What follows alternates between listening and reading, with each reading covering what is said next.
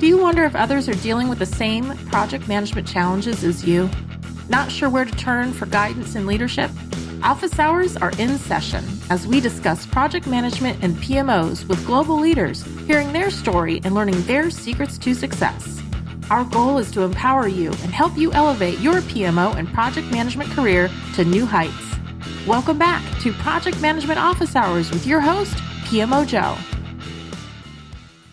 Welcome, everyone, to Project Management Office Hours. We're the #1 live project management radio show in the U.S., broadcasting to you today from the Phoenix Business Radio X studios in Tempe, Arizona.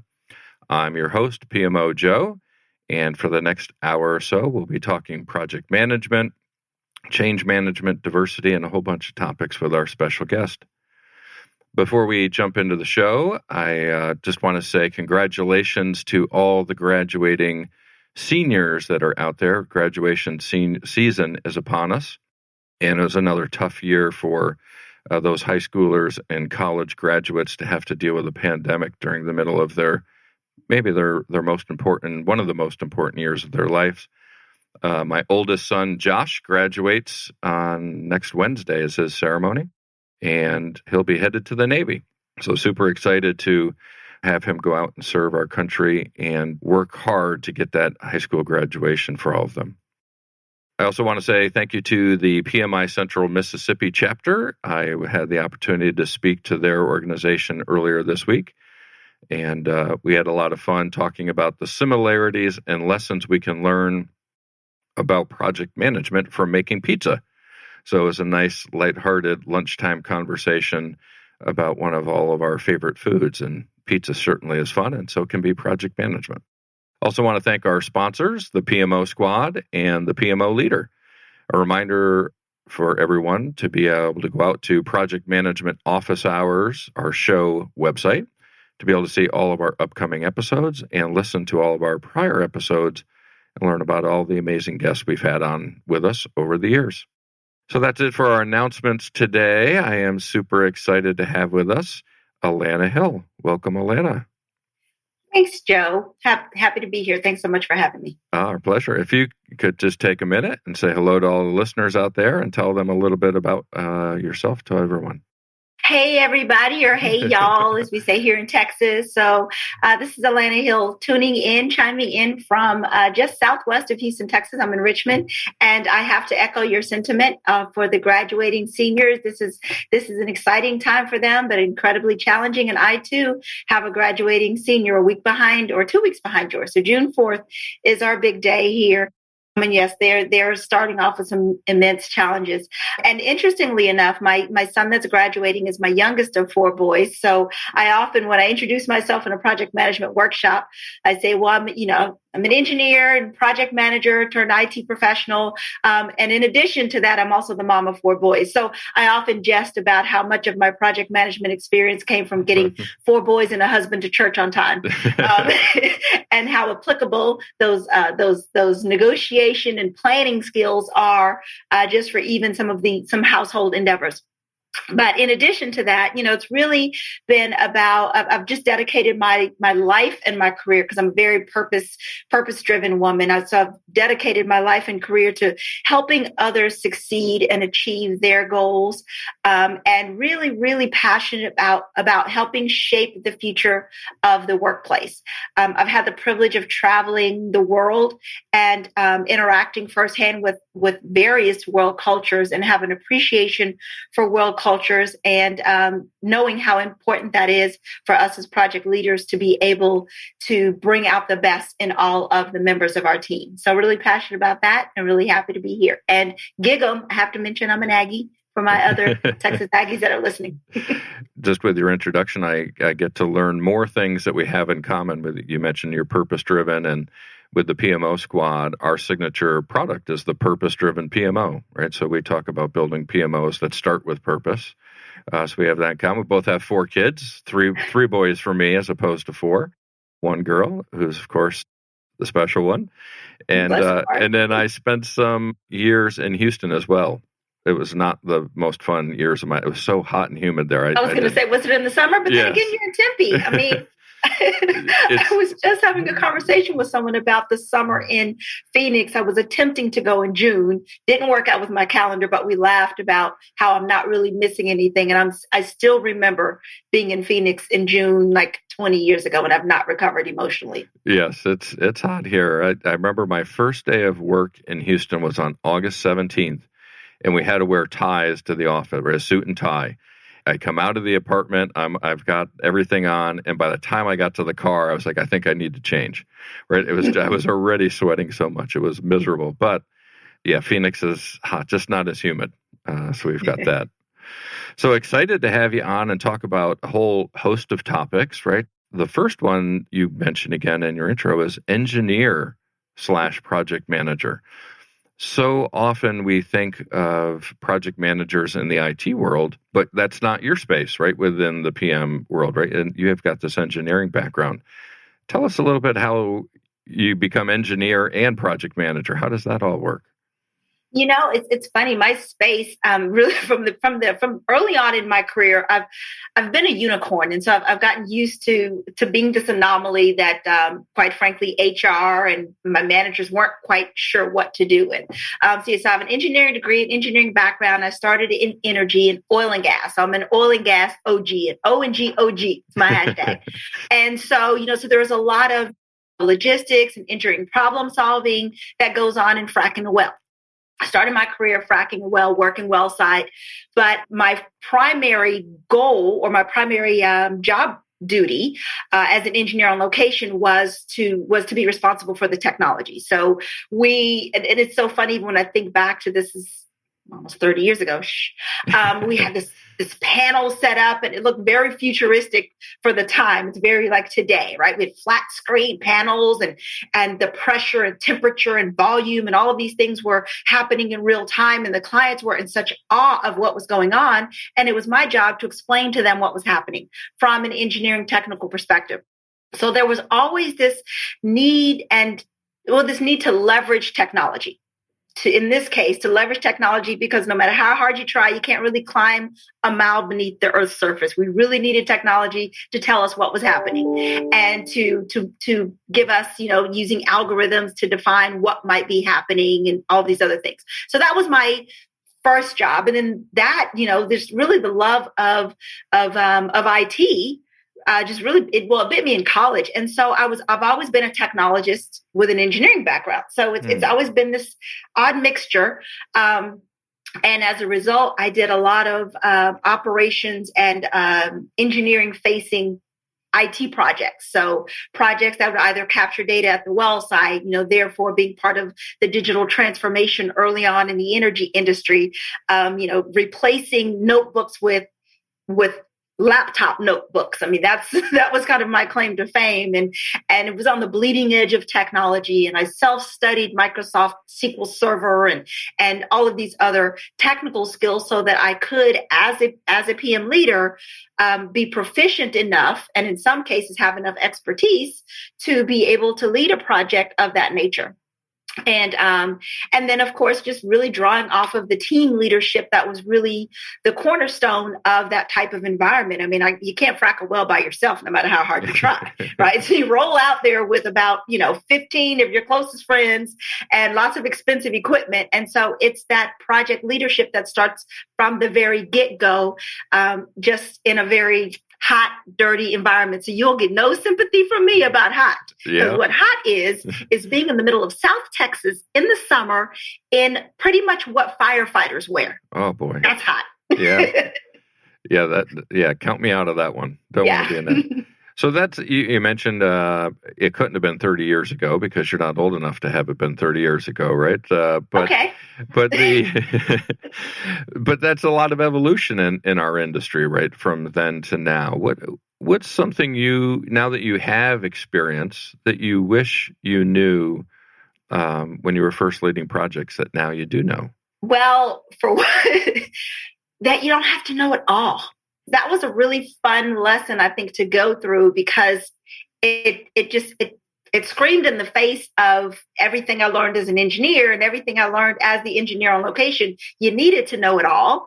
And you needed to pride yourself in knowing it all. And here I stand before you as a recovering know-it-all and realize that once I put myself into recovery, that I became a much better project leader. I became a much better leader in general. I've relied on the expertise of those around me. I collaborated more. I valued people's input more. I wasn't always right.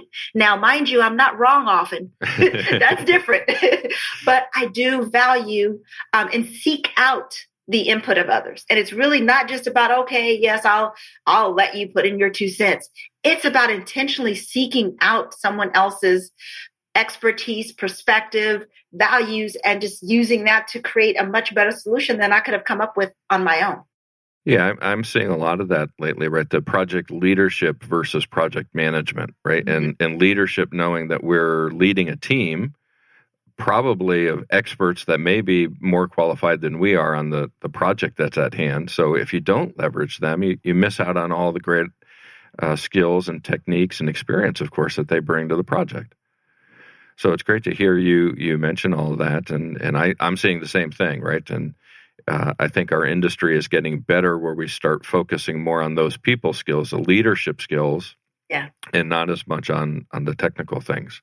The other thing that stood out to me as you were telling that story is I would imagine there weren't many other women project managers in the oil and gas industry. It seems like a male-dominated industry. It is, which I still think is funny that God gave me 4 boys. I'm like, so you just want me surrounded by men all the time, my entire life. But I am I am hashtag the queen to the hill. So I enjoy my queendom in that. But no, absolutely. I mean, when I started going to PMI meetings in Houston, which is dominated by the oil and gas industry, but also, you've got healthcare, technology, et cetera. There were very few women even in the room. I mean, this was the citywide conference, if you will. And I would look around and I would just go, wow. Now, mind you, this wasn't 30 years ago. 30 years ago was when I first arrived at a well site. This might have probably about circa 2002-ish. So I watched the industry evolve and wanted to be a change agent and part of that evolution of from a representation standpoint of as soon as I was able to connect and be able to speak at PMI meetings, at PMI conferences, so that other women and women of color project managers would see themselves in the person that was teaching them about project management or the person that was speaking on leadership or about business and strategic skills. And so going back, the last time we could go in person, I was so pleased to look around the room and see the change and the evolution and the growth. As a matter of fact, PMI Houston chapter had an African-American woman as their president last year. And so just even seeing not just other African-American women project managers, but also seeing stepping into different leadership roles and, and mentoring and encouraging one another. And of course, being very connected and collaborative with our white male counterparts.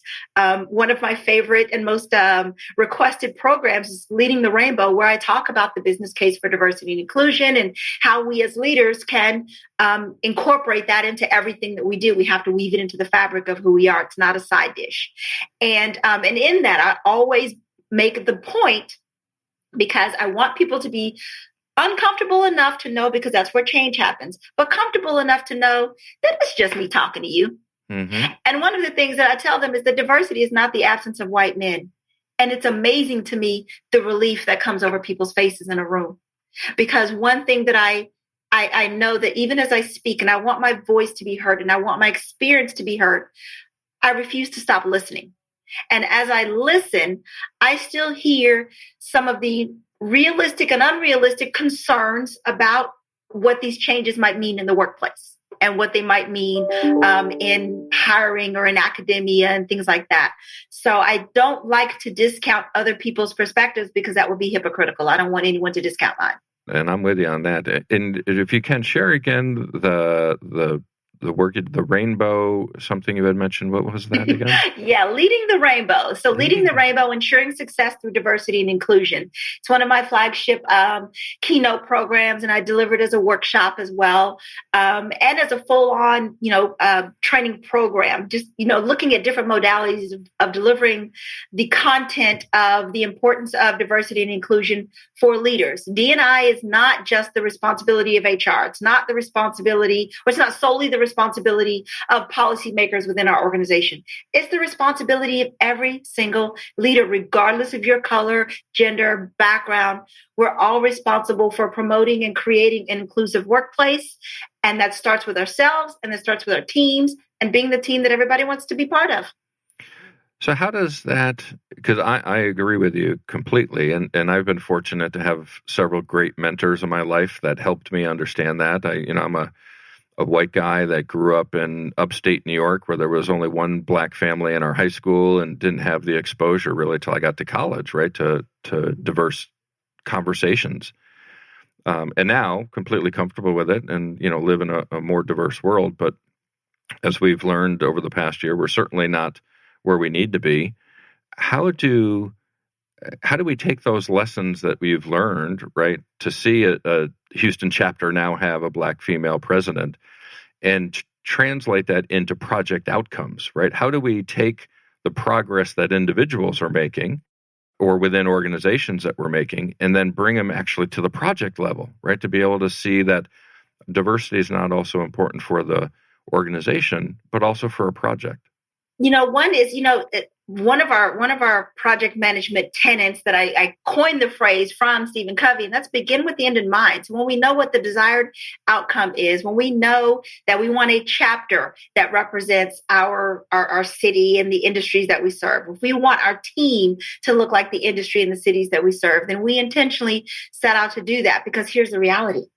If we don't intentionally set out for that, then we will intentionally create a monolith. We will intentionally create a homogeneous environment. I told you I spent the majority of my career in oil and gas, and it was always amazing to me how many white male dominated spaces that I saw, and realizing that those didn't happen by accident, and that there was intentionality behind the creation and the maintenance of that kind of environment, just as we have to be intentional about the blending of those environments. And so it's really important because, there have been global shifts, and the workforce doesn't look like it used to. And so to try to create a moat around your team or around your organization is not going to serve well. Yeah. And a moment ago, you had talked about becoming comfortable being uncomfortable, talking about this. And prior to the show, I had mentioned that I had just seen a LinkedIn live video that Dana Brownlee and Ruth Pierce had put together on a conversation about that, right? Becoming comfortable being uncomfortable, talking about race and how that matters to all of us, especially here in the States. And we've had a lot of stuff with George Floyd and others going on around the country this year. I'll always be a white man, right? That's never going to change. But my perspective has to be inclusive, or should be inclusive, of everyone. Mm-hmm. In the spirit of being comfortable, being uncomfortable, right? What are some of the things that we should be aware of to make sure that we can have a good open discourse and a conversation about this? One that, more often than not, and you and I were kind of talking about this a little bit in the green room, when I enter a room, a Black woman enters a room. And so to deny or discount or even try to pretend like don't see that is a fool's errand, right? So it's getting away from the dismissal or even the denial of people's racial identities, because here's the reality: we take those with us everywhere we go. If I walk into Walmart, I walk in as a Black woman. If I walk into my team, I walk in as a Black woman. If I walk into an executive boardroom to give a presentation, I do so as a Black woman. And so it's honoring, accepting, and appreciating that just up front, right? And so that becomes, I think, a really big part, and just really giving people space to be representative of who they're representative of. We'd also mentioned about the importance of exposure. I mean, you said you lived in an environment where there weren't those opportunities. I always challenge my clients to think about who they've who they've dined with, who they've socialized with. And if they stop and realize that, when you pull out your iPhone, is your contact list, do they all just look, walk, talk, and act like you? If so, you have intentionally tried to put yourself into a homogeneous environment, and that's not reality. And so the more intentional we are about forming relationships outside of our own identity, the more we do to advance the cause of everyone, because that's the thing about it. It's the cause of everyone. And so it's just really seeking out those opportunities. And one of the, I hesitate to say that, oh, there are advantages to COVID. I won't. But there are advantages that we've seen to being in a virtual environment. And that is that we can connect with people in varying places much more easily. So some of the barriers have been taken down, and organizations that are looking to, or teams that need to diversify, can do so even in the absence of local diversity. I was working with a client and they were like, well, we want to be more diverse, but we literally throw stones in every direction and there's no diversity. Well, virtual teams, it's one way to do that. And you can bring in more perspectives onto your team.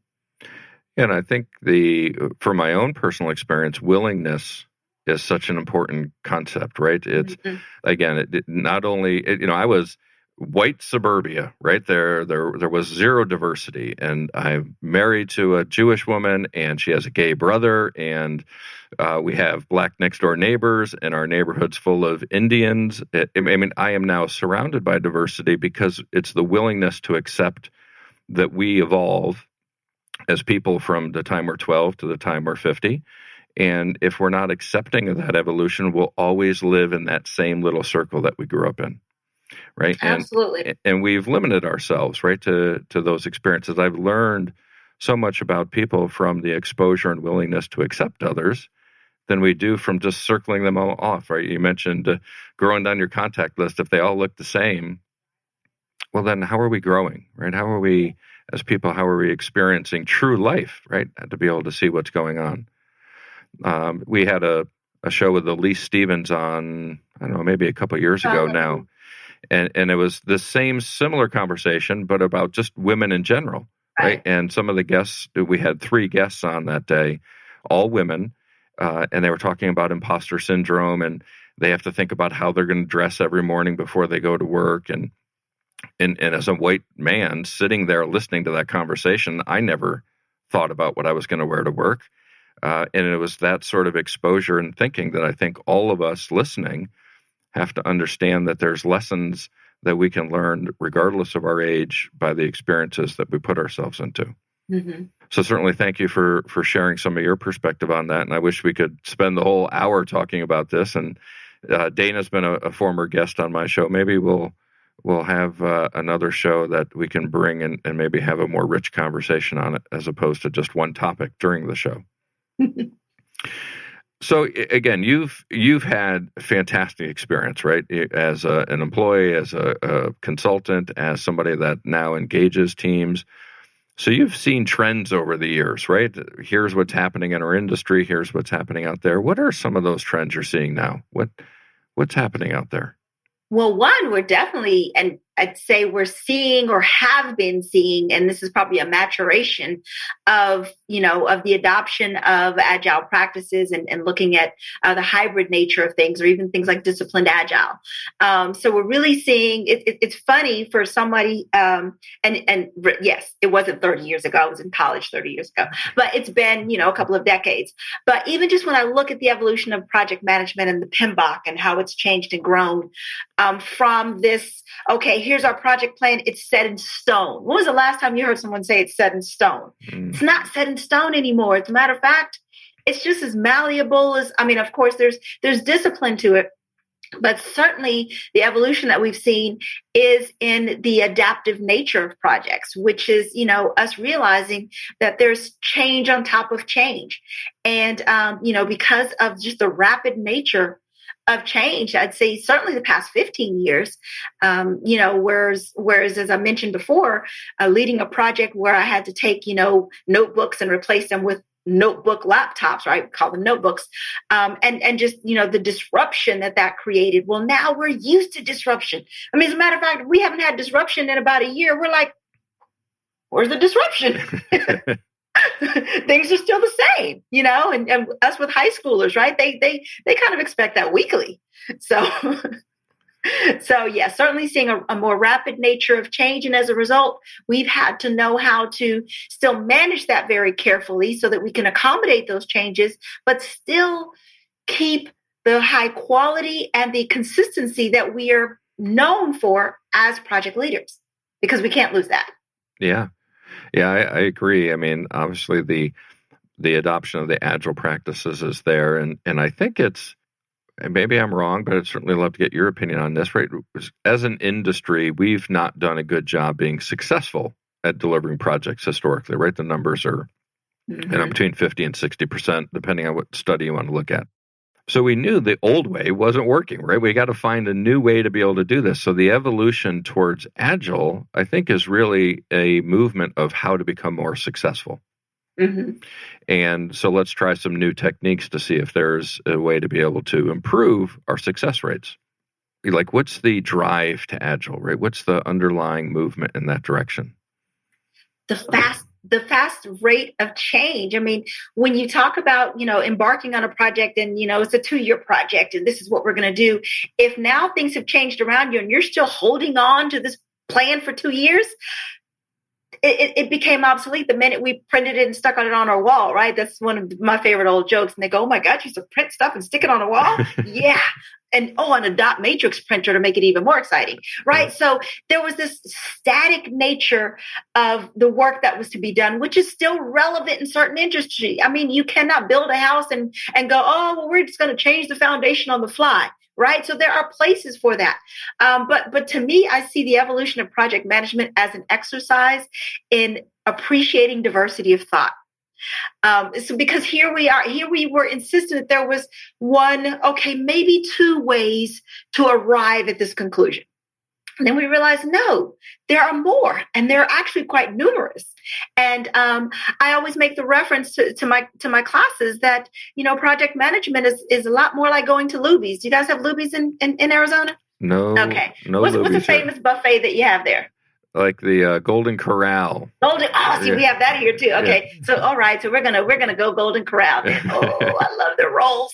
Oh, yeah. So it's like going to Golden Corral and you put on your tray what makes sense for you, and what's on the next person's tray next to yours might not be what's on your tray.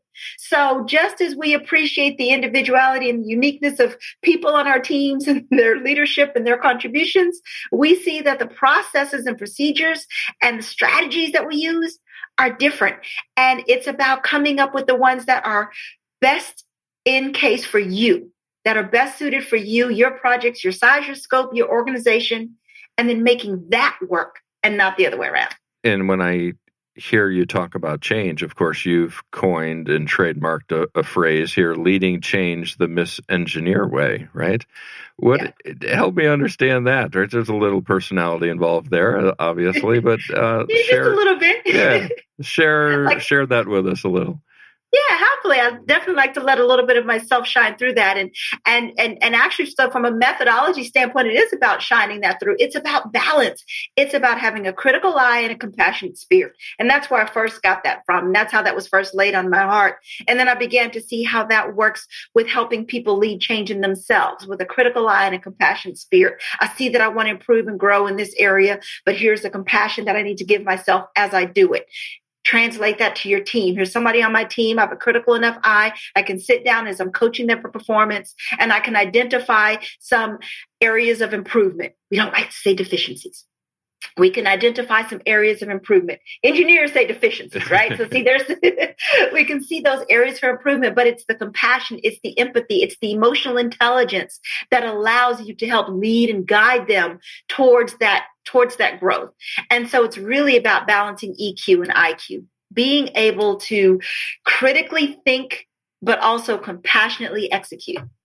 I like that. Critically think and compassionately execute. I just came up with that. I'm going to write that down. I was going to say, can I steal that? Also, you have a book that ties into change as well, right? What's your catalyst? The power of managed change. Yes. And in that book, what's the message, right? Where you talked earlier about purpose, right? So what's the purpose of that book? The message is that change is happening all around us, but the most important change that we can own, be responsible for, and lead is the change in ourselves. And that starts with knowing what our purpose is. That starts with understanding who we are, because that is the root of our resilience. That is the root of sustainable goals, is when they're tied to an undeniable why. And so when we identify our undeniable why, when we understand our purpose, our passions, and our priorities, then we can create and establish a life plan for ourselves that is both strategic and adaptable. I love it. Yeah. The PMO squad I mentioned, right? We have our purpose-driven PMO, and our company belief, our tagline, our purpose, right, is empowering people to deliver results. So it doesn't matter if it's an employee, it doesn't matter if it's a guest on the show, it doesn't matter if it's a client of ours, right? We want to empower them to deliver the results, because that's our ultimate why, right? If we can't help people be successful, why are we in business? Absolutely. I mean, then we have to be able to drive that. So I love your thinking. It aligns so closely with everything that we do within the PMO squad as well. Another question, again, I love to leverage people who have experience in our industry because it's evolved, right? I mean, we get to see that evolution over time. So how have you experienced the role of the PM evolving? I mean, where is it, and not only where is it evolved to, but maybe where do you see it evolving to in the future as well? You know, I really still see this evolving more and more to the role that my beloved track coach, his name was Coach Reed, and we're actually Facebook friends, which just tickles me. My husband's birthday was the other day, and I saw him like wishing my husband a happy birthday, and I'm like, I almost cried. I just love that I'm still connected to this man. He was an amazing part of my life. But when I ran the 400, which I'm very proud of, I'm like the Al Bundy of track, okay? So when I ran the 400, Coach Reed didn't run with me. He didn't get on the track and run with me. He was in the infield calling out times, encouraging me, saying, go Georgia, And so we see the role of a project manager continuing to evolve, because we certainly picked up a lot of that, into that coach, guide, person who realizes that it's not their responsibility to create the product. It is not their responsibility to develop the result. It is their responsibility to nurture, guide, and drive those who are responsible for those outcomes. And so when again, that emphasis that you and I talked about leadership and about understanding the strategic and business purpose for a project, that's the role of a project manager, or their primary focus. And of course, yes, they need technical project management skills to make a lot of that happen. But where the rubber really meets the road, how an indispensable project manager and leader happens, is by getting the most out of their team members. And I tell you, when Coach Reed said go, I just took off. And of course, the first time I ran the 400, it was funny. I ran it too fast, and he apologized at the end. He's like, "I'm so sorry. I forgot to coach you through, the strategy for that race." And so we had this whole conversation. And so we look at our PM leaders as the strategic drivers, kind of laying out what that strategy should be, and then watching it, making sure that it happens. Self-directed teams are not just from the Agile Manifesto. It is something that not only do employees or our team members want, it is something that the business has asked for and needs, because you have more empowered and more engaged team members when you blow a whistle, when you call out a time, when you hold people accountable to what they've committed to, not dictating what they should do, hold them accountable to what they've committed to. Then you create a team environment where people flourish. And that's what we have to continue to have going into as we continue on and evolve in the workforce.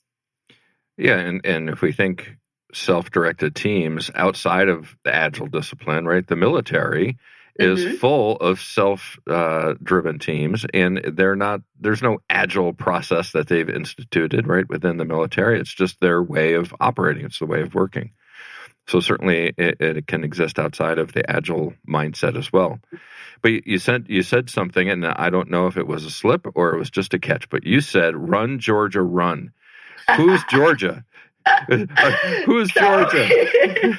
So Georgia is my nickname that my coach gave me. And as a matter of fact, when I'd stretch, he'd come out there and he'd sing Georgia on my mind, because my name Alana is Atlanta without the T's. Right. So in order to kind of Atlanta, Atlanta, Georgia, so I hope your listeners don't. If they do and they lovingly call me Georgia, I will lovingly and happily respond, because, again, it helps people remember my mother's pronunciation for my name, which is Alana.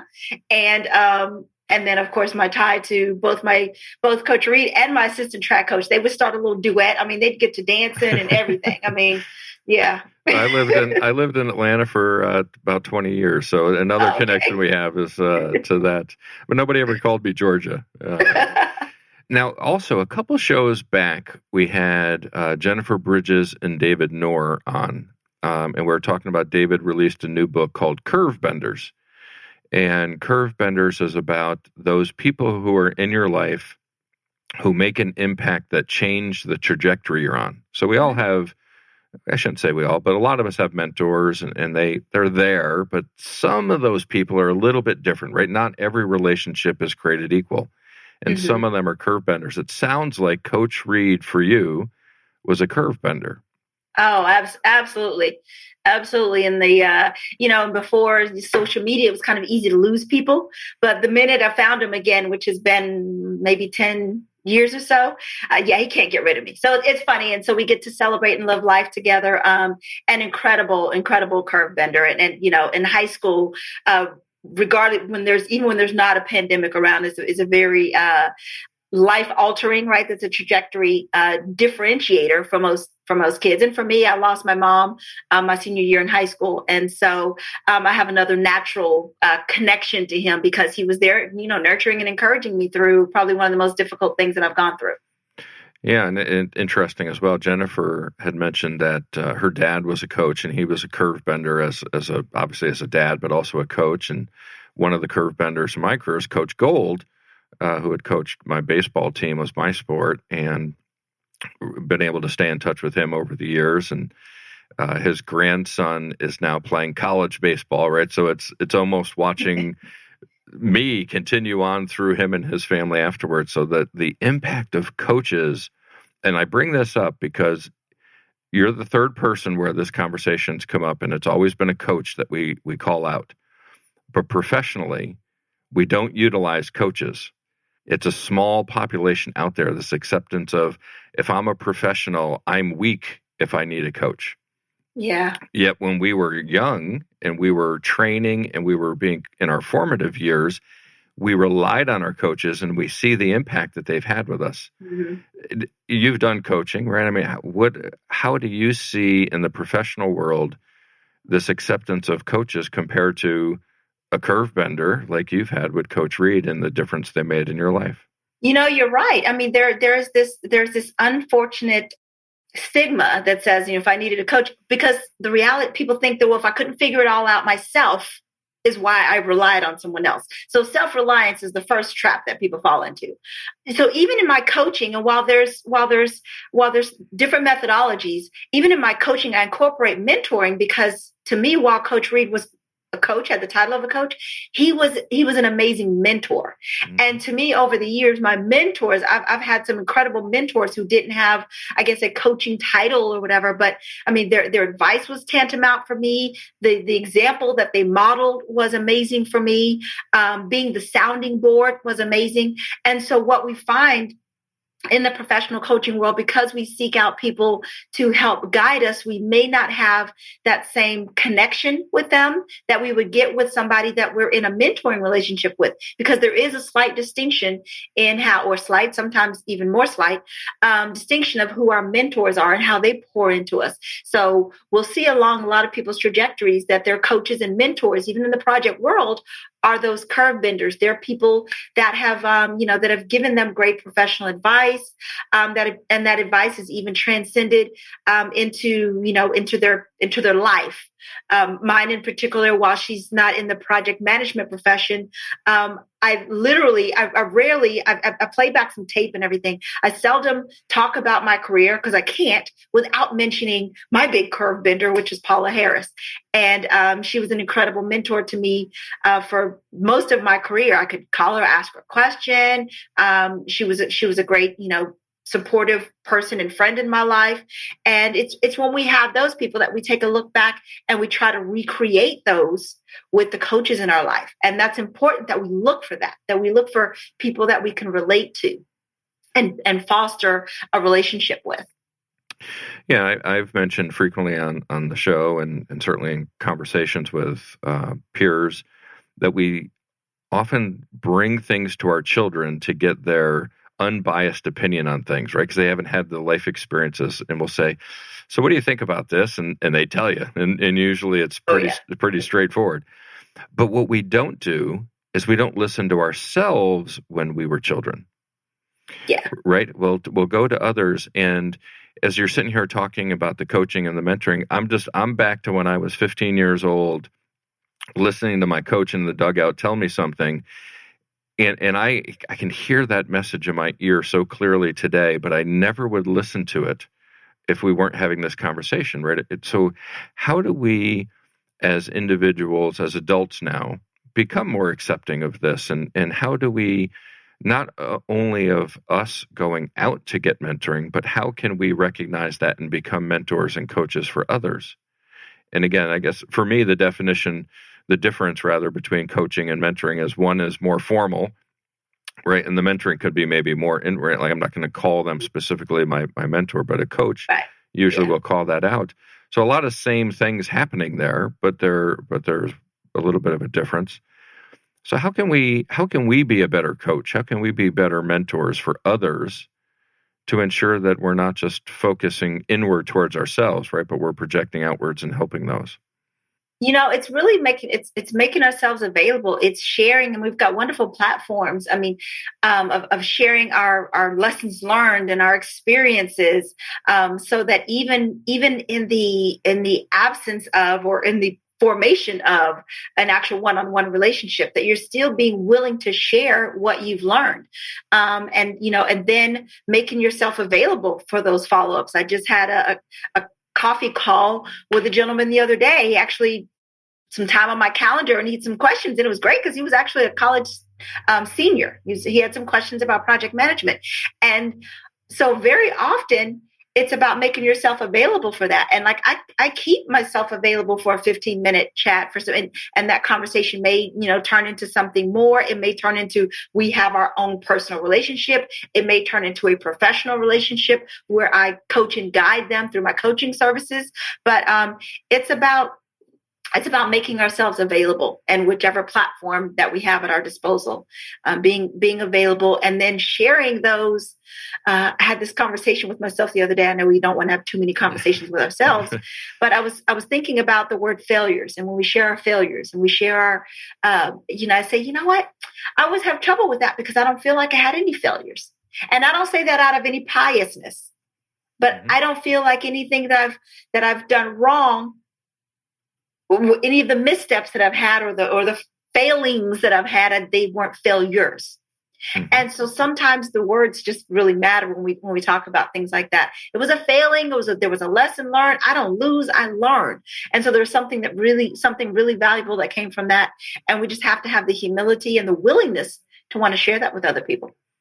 Yeah, I'm with you on that last point. I think it was about a week or two ago. I had posted out on LinkedIn. I'm so tired of hearing people talk about failing fast, and we should start calling it. We should start calling it learn fast, right? Yeah. Let's not say we failed. I mean, it's an immediate negative spin to it, right? That we didn't achieve what we wanted to, but we actually learned something which helps us achieve the outcome we want. I want to go back to something that you had brought up a little bit earlier about the IQ and the EQ, because not all of our listeners are probably familiar with those terms. and truly understand where we can get benefit and growth personally out of those. Can you talk a little bit more about IQ and EQ and help us understand a little bit more about that? Yeah, happily. So our IQ, we grow up hearing about our IQ because we get tested and, we feel that, we'll take an IQ test. And what is my IQ? This is my intellectual quotient. And it is slightly, I won't call it controversial, but it is one indication of our ability to think critically, of how smart we are. Right. Mm-hmm. And for many of us that have entered into the project profession from a technical background, which I laugh is very often. And, we see a lot more functional project management, which is awesome. But for the longest time, a PM was somebody that rose in the technical ranks. And the next thing was they got a tap on the shoulder. Hey, you were so great at, standing up those servers, or so great at, rolling out this software that, we want you to be a project manager. Okay, so it was the accidental career. Mm-hmm. But they got there because they had demonstrated high IQ. Well, but we know that what we need to lead teams and to lead ourselves isn't so much our IQ. It doesn't go out the door, but it's our EQ, our emotional quotient, our emotional intelligence. And our EQ is a measure of our emotional intelligence. You'll hear EQ and EI used interchangeably. But the idea there is it's your ability to recognize emotions and your ability to manage those emotions for yourself and for others around you. And certainly your ability to build relationships and to demonstrate empathy. And as you mentioned, we talked earlier about after the murder of George Floyd is just one example, just because I hadn't used the word empathy more in a 6-week period than I did after that.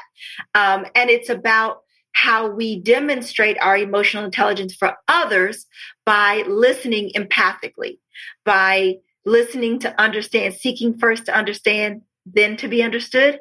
Mm-hmm. 7 Habits of Highly Effective People is a book about growing emotional intelligence before the term was coined.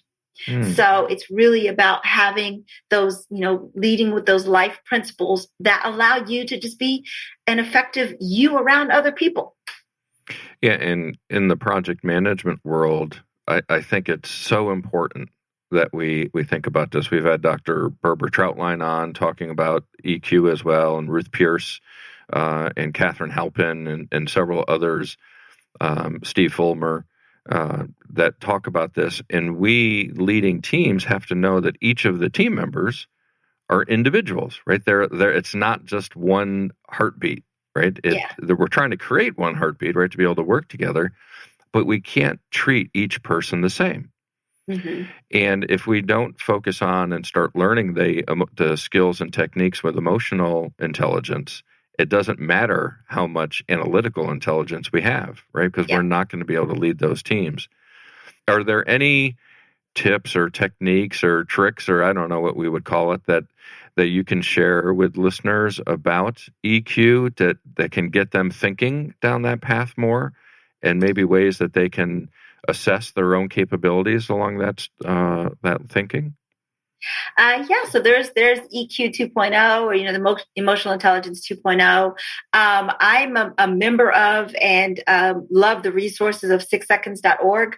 It's an emotional intelligence consortium, if you will, where with amazing emotional intelligence thought leaders sharing great. They have lots of video content, so that's a really, really valuable resource for more emotional intelligence content, and then being able to raise your own self-awareness of what your emotional intelligence is, using either the assessment that I mentioned or just the varying assessments that are on the market. I'm pretty platform agnostic when it comes to things like that. And here's the thing. So much of what we've learned about ourselves, we learn by just sitting down and shutting up. Quite frankly, if we sit down, reflect, and have some introspection, think about interactions, think about feedback, going back even to the IQ side, we collect data all the time. I'm very purpose-driven, but I'm also very data-driven. And oftentimes the data that I can collect is, how did someone respond? How did I make someone feel when I did X? And when I stop and I think about that data and I can translate that into actions and actionable steps that I could and should take, maybe where that person is concerned, because that individual heartbeat, how might I address that the next time? So really sitting with ourselves. And I've been out to 6seconds.org as well, and that is a great site.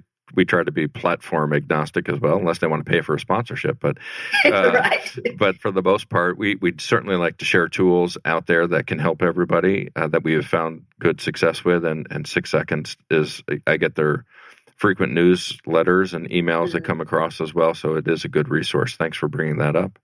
Well, we are winding down. It's amazing how quickly, I say this every show, I think. It's amazing how quickly these shows go. And we get to learn so much about our guests and get mentored. I take each of these as an individual mentoring session for me and our listeners that, Georgia, we get to hear your backstory. And, for me, we want to learn about the people in project management. Not so much the technical skills, because there's associations out there doing that all day long and giving certifications. But what we learned from you today is, you can be a woman in the oil and gas industry and be successful. We can understand the impactful nature of diversity and why that matters and how that can make a difference in our lives, not just for us, but with us, with others. And certainly the evolution of coaches and the importance of coaches within your life, right? So all of those things are about you, the person. And I just want to thank you for sharing all of those with us and making sure that we're looking at the humanity and reality of project management and not just the technical side of it. So, Alana, I also want to just give you an opportunity here to share any last thoughts that maybe we didn't get to today. Also, let the listeners know how they can be in touch with you if they want to learn more about you. So I'll give it back to you. Some last thoughts is look at, I always love to remind people that unity is not equal uniformity. And when you're looking at creating a harmonious team, understand that that's going to come from the different sounds that they make, the different values that they have, the different skills that they have, and you get to put that together. You get to be the one that orchestrates that, and what a mighty, mighty privilege that is. And so I just really wanted to encourage people to walk in that privilege and understand what a high calling that leadership is, and to take it seriously and learn up about it as much as you can, as much as you would about any technical project management skill. Study and be as proficient as you can in those leadership skills, because that, after all, is what is bringing the people together to make these outcomes a reality. I look forward to connecting with you all in my Engineered for Purpose group. And you can find me on engineeredforpurpose.com. And that is the website that actually takes you directly to my coaching program. I have free consultations on my website. Hop on a call and let's see how I can help guide you towards establishing your purpose and using that to root and ground you in all of the things that you are set to accomplish in your life and in your career. I thank you for having me on here, Joe. And I just wanted to say all the best to Josh as he serves our country. And thanks to you and your family and the sacrifice that you'll be making in doing that. Because one last little thing, I'm an Air Force brat, kinda. Okay. So I say kinda. So have a great appreciation for those serving in our military. And thank you to your son. Oh, thank you. And certainly he didn't want to go the easy route, so he didn't go in the Air Force. He wanted to work hard, and so he went towards the Navy. I'll let he and my dad hash that out. And certainly, Alana, thank you so much for coming on the show. Certainly appreciate it. And of course, thank you to all of our listeners, right? We know if we don't have listeners, we don't actually have a show. So thank you to them. And for everybody, please go out and visit projectmanagementofficehours.com. You can check out all of our past shows and our upcoming guests. And we do have an all-star lineup coming up. Our next show will be with TED speaker Danielle Torley. Then we're following that with Hamutal Weitz and Daniel Zitter from Israel. We then get the father of the project economy, Antonio Nieto Rodriguez. And then we have our first guest coming on from Vietnam, Karsten Lay. So we have some great guests upcoming. And of course, we celebrate all the guests we've had on in the past because we all learn so much from each one of you. Reminder that these shows are recorded, and please be sure to subscribe to Project Management Office Hours podcast on your favorite podcast platform, Apple Podcast, iHeartRadio, Spotify, Spreaker, whatever your podcast platform of choice. And of course, thank you to our sponsors, the PMO Squad and the PMO Leader. That's it for now. Office hours are closed. Until next time, I'm PMO Joe, and you've been listening to Project Management Office Hours. Thanks for listening to another episode of Project Management Office Hours with PMO Joe. You're not alone in your project management journey. We're here to help you achieve your goals. Subscribe to Project Management Office Hours on your favorite podcast platform to catch all of our episodes and hear industry leaders share their story and secrets to success.